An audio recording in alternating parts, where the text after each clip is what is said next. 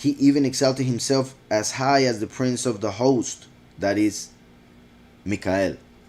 And by him, the daily sacrifices were taken away. There are a couple ways in which this could be taken. By the beast, the sacrifices will be taken away. Yet, sometimes, I repeat, there are two ways of seeing it. The other way would be that the prince of the host is the one that will take away the daily sacrifices. Through other parts of scriptures, we realize is the beast. When the beast kills the two witnesses, the daily sacrifices will be taken away. So there is a spiritual part in which by the death of the two witnesses, Yahweh won't need any more sacrifices on earth, because already Mashiach died, Eliyahu and Moshe, and the witness like Moshe. So no more sacrifices. But in the physical evil sense, the beast, once he kills the two witnesses, will say that everything is done, that peace and safety, and that's why Thessalonians says that when they say peace and safety, sudden destruction will come upon them. There will be a war that will start pretty much like 6 months, 7 months after the last week of Daniel has started, after the two witnesses begin their testimony. And that war will go pretty much all the way till, well, in a way, till the end of the first 3.5 years, when they kill the two witnesses. At that time, the world leader will claim that he has defeated all wars and all threats to the world, and that's when the new world order will be set up with him as the leader. But then when he presents the false messiah in order to finally control every single person and put the mark of the beast on them, when he does that, the abomination of desolation, which will actually destroy everything on earth, will be uncontrollable, to put it in. It says, he even exalted himself as high as the prince of the host, and by him the daily sacrifices were taken away. Daily sacrifices in the temple, in the morning and the afternoon, as they used to do back in the day.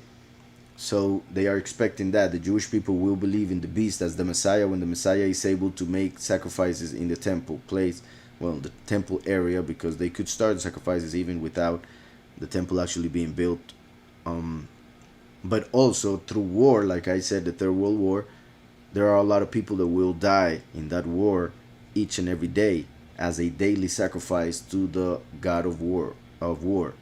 By him the daily sacrifices were taken away, and the place of his set apart place and his set apart place was cast down. His set apart place was cast down. Yahushua HaMashiach is the temple, the true temple. They killed him. That's why he said, destroy the temple and I will raise it up in 3. The last will come as the second manifestation, in whom the Spirit will be. So therefore, when they kill the witness like Moshe, they will be basically destroying the temple again, like the second temple that was destroyed in the year 70. Yahushua was destroyed as the first temple that was destroyed by Babylon. Or, well, we could also see it the other way around for many reasons. In the temple that was destroyed by Babylon, there was the ark. In the temple that was destroyed by Rome, there was no ark. So actually, Yahushua, when he was sacrificed, represented the destruction of the temple in the year 70 by Rome. That's why Rome killed Mashiach. And now that the great whore of Babylon is in power, they will kill the two witnesses. And that's why Babylon destroyed the first temple, in which there was an ark. And the ark represents the second coming, just like the temple the first. So the fact that the beast destroys the temple represents that we'll be able to kill the witness like Moshe, who is Michael, the prince of the host, whom he was allowed to kill. Also, it would be the fact that he does stuff to the actual temple that they would build in order for Jewish people to actually believe that he is Messiah. Because that's one of the main things they are waiting for. It says that his set apart place was cast down, which we saw in Revelation 11. And they will tread the set apart city underfoot for 42 months. We see in Revelation 13 that the beast is given 42 months to rule. So those 42 months in which the beast will rule, the nations will tread underfoot the place of the temple, like we see in Daniel 8, I repeat. And by him the daily sacrifices were taken away, in the place of his set apart. Another interpretation or translation for this, the temple. And the place of the temple was cast down. Because of transgression, an army was given over to the horn to oppose the daily sacrifices. An army was given over to the horn to oppose the daily sacrifices. In the historical sense, as I was saying, this is Antiochus, who was uh, the emperor of a section of the Greek Empire, who dealt with Israel and entered the temple and sacrificed a pig for Zeus. Interestingly enough, the pronunciation Jesus, which is how Jesus is pronounced in Spanish, Jesus, because of this, the way it's pronounced, could be translated in Latin as pig of the earth. Zeus is pig, and Antiochus sacrificed a Zeus, a pig, for Zeus, who's also connected with the way people call, well, the way they say Dios instead of God. Dios comes from Zeus. So the fact of calling on Dios as calling on God is actually calling on Zeus, the Elohim of fortune, the Elohim, the mighty one of this world. So there is a connection of that pig that was sacrificed in that temple, and that is what is being said here. He was able to make the temple spiritually dirty. That's why the temple was cast down by the Greek Empire. Because of the transgression, an army was given over to the horn to oppose the daily sacrifices. So he took away the daily sacrifices. He actually prohibited the people of Israel from celebrating the Shabbat, from reading Torah, from getting the circumcision, and from pronouncing the name Yahweh. And all of those are connected with what the beast will do in the end time. So all of this is being fulfilled in the end times with the two witnesses, as it was fulfilled with the Maccabees. So the story of the Maccabees, mainly everything that goes around what is called Hanukkah, has to do with the end times. An army was given over to the horn to oppose the daily sacrifices, and he cast truth down to the ground.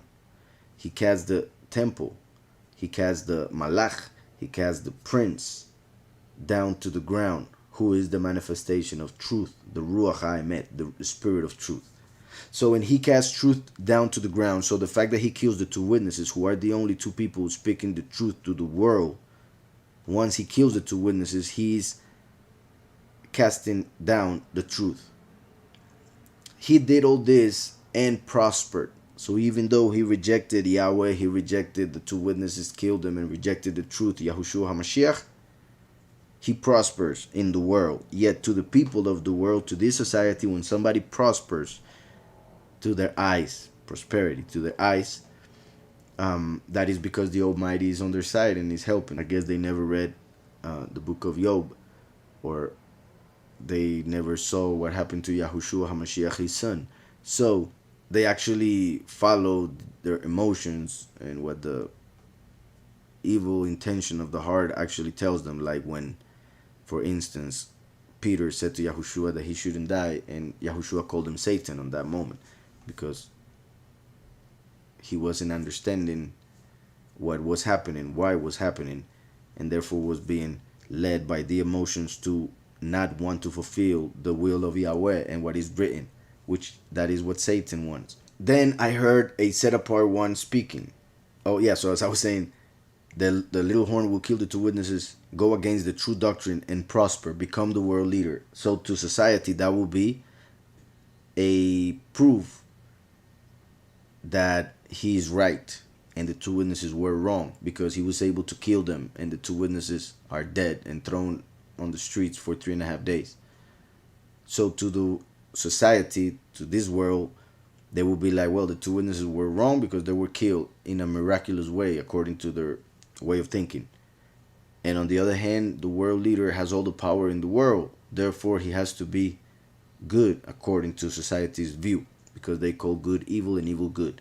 So that's why he will prosper, and to them that will mean that is to show that he is right.